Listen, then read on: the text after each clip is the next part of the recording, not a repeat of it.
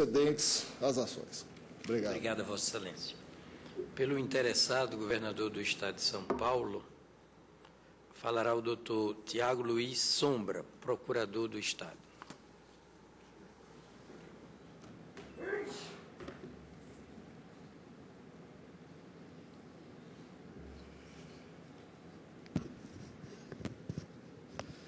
Senhor presidente, eminente ministro relator, ministro Marco Aurélio, senhores ministros, ilustre representante do Ministério Público Federal. Inicialmente, eu quero destacar dois aspectos. Os dois casos são sensíveis porque evidenciarão exatamente a leitura que a Corte fará, a sua compreensão em torno da dinamicidade do modelo federativo do país, a diversidade inerente a esse modelo federativo e, sobretudo, a compreensão que a Corte fará em torno da aplicação das convenções e dos tratados internacionais. Eu começaria basicamente destacando um primeiro ponto, pertinente à alegação da inaplicabilidade do efeito vinculante das ADINs 2656, de relatoria do ministro Maurício Correia, e da ADIN 2393, de relatoria da ministra Ellen Grace. Bom, inicialmente, a Confederação Autora apontou a inconstitucionalidade da Lei Estadual 10.213, de 2001, do Estado de São Paulo, sob o argumento de que a lei, ora impugnada, teria o mesmo conteúdo, teria trazido a mesma proibição e, por força de tal aspecto, ela teria basicamente ofendido a autoridade da decisão do Supremo Tribunal Federal.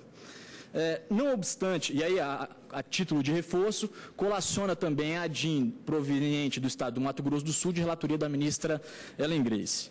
Mas, não obstante esses aspectos, eu queria destacar basicamente as considerações feitas pelo brilhante voto do ministro Joaquim Barbosa e pelas observações feitas pela Procuradoria da República na ocasião em seu parecer, no qual se destacou que os núcleos semânticos das duas leis, da presente lei e da lei que foi declarada inconstitucional, são materialmente distintos. A atual lei fala em uso, a lei anterior falava em importação, beneficiamento, comercialização e fabricação. Se eu pudesse fazer uma analogia, eu recorreria ao direito penal para dizer o seguinte: o uso de tóxico não é crime, a comercialização ela tem uma outra tipificação, não são figuras semelhantes. Na sequência, eu gostaria de observar um aspecto pertinente à Convenção da OIT. Essa Convenção 162, ela é de 91. Passados anos desta convenção, o Brasil, que ratificou essa convenção por meio do decreto presidencial 126, também do ano de 91, assumiu o compromisso de permanentemente revisar sua legislação em virtude da evolução científica, evolução do conhecimento e da eventual incapacidade de se dizer em 91 com absoluta certeza de que o amianto era um produto nocivo. Então se determinou que os estados signatários fizessem a revisão permanente das suas legislações. E conquanto a Lei Federal 9.055 tenha permanecido 17 anos sem qualquer tipo de revisão, vejam, a União Federal editou diversos atos normativos de natureza secundária que evidenciam aqui a tentativa de proibir ou de evidenciar o potencial nocivo do amianto. Eu destacaria o decreto 6957 de 2009, que incluiu o amianto abesto como fator de risco operacional para neoplasias, grupo 2, CID-10. E aí, por força de tal aspecto, considerou o amianto um agente patogênico no artigo 20 da Lei 8.213. Além desse aspecto, a portaria 1644 do Ministério da Saúde e as resoluções CONAMA 307 e 348. E aqui foi dito que a União não tinha uniformidade no posicionamento. 5 ministérios da União entendiam que deveria ser proibido o amianto. 2 ministérios, Minas e Energia e, se não me falha a memória, Ciência e Tecnologia, entendiam que o amianto deveria ser continuado permitido. Mas os atos normativos da União evidenciam que há uma preocupação por grande parte dos órgãos da União de coibir o uso do amianto. Mas eu gostaria também de observar um aspecto curiosíssimo que foi destacado dos votos do eminente ministro Carlos Brito e do ministro César Peluso. Observando que o ministro César Peluso, na ocasião, pronunciou a inconstitucionalidade incidente, tanto da Lei 9.055, para não referendar a concessão da liminar, e o ministro Carlos Brito fez uma consideração que eu acho que foi de extrema felicidade. Disse Vossa Excelência: a conclusão é que, em razão do caso peculiaríssimo, e vamos usar o superlativo, a lei estadual está mais próxima das convenções internacionais e muito mais serviente da Constituição Federal do que a própria lei federal. Ou seja, é um caso interessante em que a lei federal se contrapõe à normatividade da Constituição e às convenções internacionais de que o Brasil é signatário. Bom, plasmado nessa premissa, incumbe ao Poder Judiciário, ao Supremo Tribunal Federal, compreender a exata evolução do conhecimento que foi verificado na audiência pública conduzida pelo ministro Marco Aurélio. Vejam, Vossas Excelências, a DIN 2656 foi julgada em 2003. Passaram-se 9 anos. Não é possível ignorar o desenvolvimento científico e a possibilidade que a evolução do conhecimento tenha dado em torno da absoluta segurança de que o amianto é um produto nocivo. A ciência não é capaz, a ciência avança de tal forma que o efeito vinculante do controle de constitucionalidade concentrado não pode tolher o avanço da ciência. Assim como a coisa julgada outrora não pôde tolher os efeitos da evolução científica que culminou com o exame de DNA na investigação de paternidade. A coisa julgada não resistiu ao avanço da tecnologia nas ações de investigação de paternidade, sofreu uma relativização, num caso muito semelhante com o raciocínio de fundo desse caso em torno do efeito vinculante. É por essas razões que o Supremo deveria compreender a dimensão temporal das conclusões da ciência em torno da nocividade do amianto. E, a respeito desse ponto, eu ousaria dizer que a legislação do Estado de São Paulo atende não apenas ao princípio da precaução, mas também à proporcionalidade em sentido estrito, nas suas 3 vertentes, ou seja, é o meio necessário, porque não há uma outra forma de evitar os riscos decorrentes da exposição do amianto. É um meio adequado, porque aqui o objetivo é de evitar doenças e malefícios. E ainda há uma ideia da proporcionalidade em sentido estrito, porque os benefícios, e não apenas os benefícios de ordem econômica, advindos da proibição do amianto, superam em muito os custos decorrentes da sua proibição. E essa conclusão foi assentada pelos representantes da Fundacentro, pelos membros do Ministério da Saúde, da Previdência Social, Trabalho e Meio Ambiente. Cerca de 5 órgãos da União contrários a essa proibição. No tocante à Convenção da OIT e aplicabilidade direta dos princípios constitucionais da saúde, de proteção do consumidor e do meio ambiente, eu destacaria um único aspecto.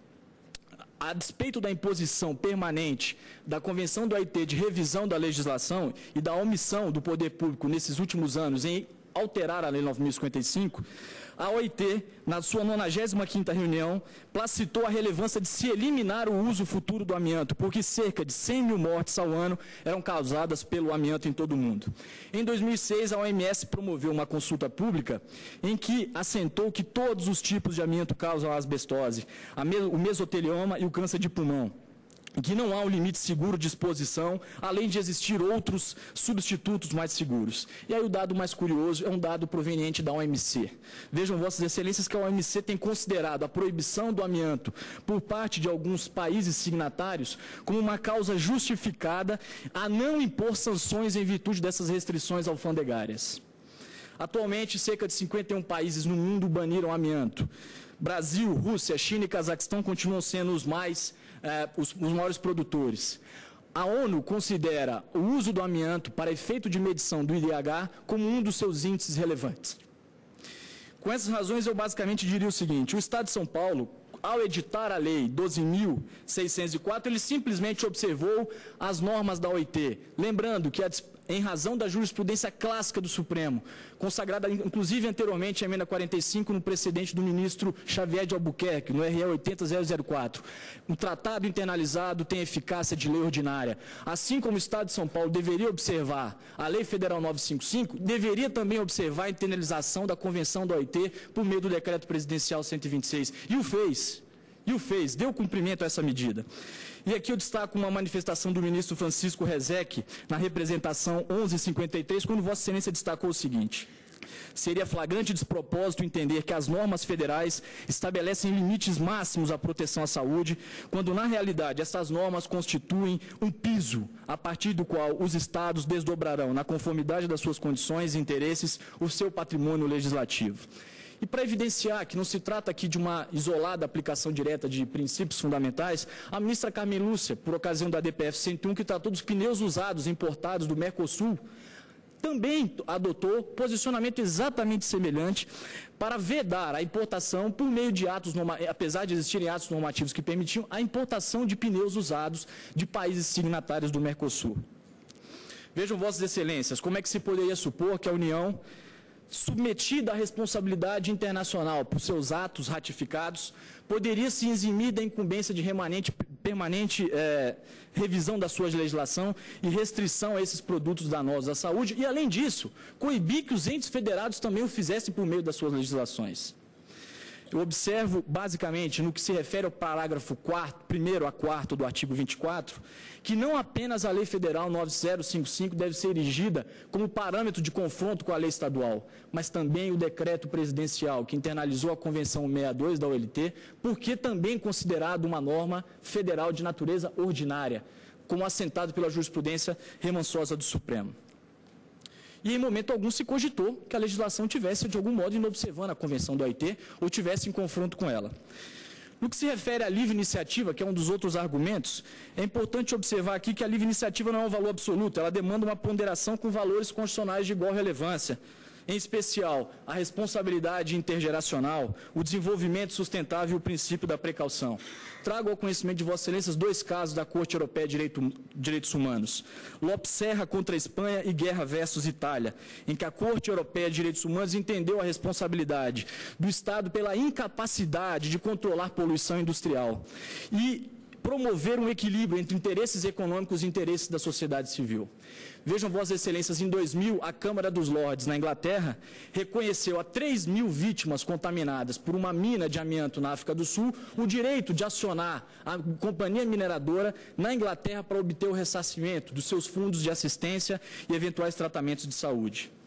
Com isso, eu diria a Vossas Excelências 2 observações em torno da audiência pública. O governador do Estado de São Paulo indicou 2 grandes especialistas, doutora Rúbia Cuno e Simone Alves. E no tocante à livre iniciativa, 2 aspectos são cruciais para fulminar aqui a pretensão. Antes da lei paulista, 19 empresas funcionavam no Estado de São Paulo explorando o amianto. Após a proibição, das 19, 17 continuaram funcionando. Qual foi o risco para a atividade econômica? Qual foi o risco de desemprego? As 17 adequaram as suas linhas de produção a outros produtos, aos substitutivos do amianto. Então, não há nenhum risco ao pleno emprego. O que há, efetivamente, é a necessidade. Se o país se constitui um dos fundamentos da República Federativa do Brasil, o desenvolvimento nacional, o desafio está lançado, foi levantado esse aspecto na audiência pública, de promover, a partir da criatividade, um produto substitutivo do amianto. Aqui se está a dar tamanho e valor que parece que o amianto e a água são 2 substâncias idênticas, como se tudo dependêssemos do amianto. Eu concluiria, Excelência, para tratar de um aspecto que causa uma certa preocupação ao Estado de São Paulo. Não se há 2 outras observações de 2 outros peritos, o doutor Eduardo Algrante e o doutor Marcos Sabino, que na ocasião assentaram os altos índices de mortalidade na região do Porto de Santos, onde simplesmente o amianto é embarcado para a Europa. E, concluindo a minha manifestação, eu diria basicamente o seguinte: as conclusões do Ministério da Previdência em torno dos índices de contágio do amianto e do Ministério da Saúde são alarmantes. O ministro Marco Aurélio provavelmente no seu voto tem esses dados, mas eu ousaria destacar um único aspecto que causa uma preocupação. Não há se questionar aqui de um retrocesso em virtude do possível vácuo legislativo decorrente da declaração de inconstitucionalidade do artigo 2º da Lei 9055. Porque a retirada desse artigo 2º do mundo jurídico não importará numa ausência de sistematização da exploração do amianto. Porque o que o artigo 2º faz é excepcionar a regra, que é a regra da proibição. A declaração de inconstitucionalidade simplesmente restaurará a regra. E, além disso, a própria Convenção da OIT determina no seu artigo 10 que o amianto deve ser, aos poucos, proibido pelos países signatários. Ou seja, o que se está a se declarar é a exceção. A regra é a proibição do uso do amianto. Eu, com essas razões, sustentaria que o problema de conflito, de bloqueio de competência é um problema que desaguará em outras ações. O ministro Celso de Mello é relator da ação pertinente à lei do cigarro, em que há uma lei federal e uma lei estadual. É um problema que não se esgota exclusivamente também nessa ação. Mas aqui o que se está a preconizar é que o Estado de São Paulo, à luz do artigo 23, inciso 2, e dos artigos 24, incisos 5º, 6º, 8º e 12, tinha plena competência legislativa para legislar sobre o meio ambiente, direito à saúde, proteção ao consumidor, de modo que não houve qualquer invasão de competência legislativa da União. Com essas razões, o Estado de São Paulo pugna, por meio da sua Procuradoria, pela improcedência da ADIM 3937. Obrigado, Vossa Excelência.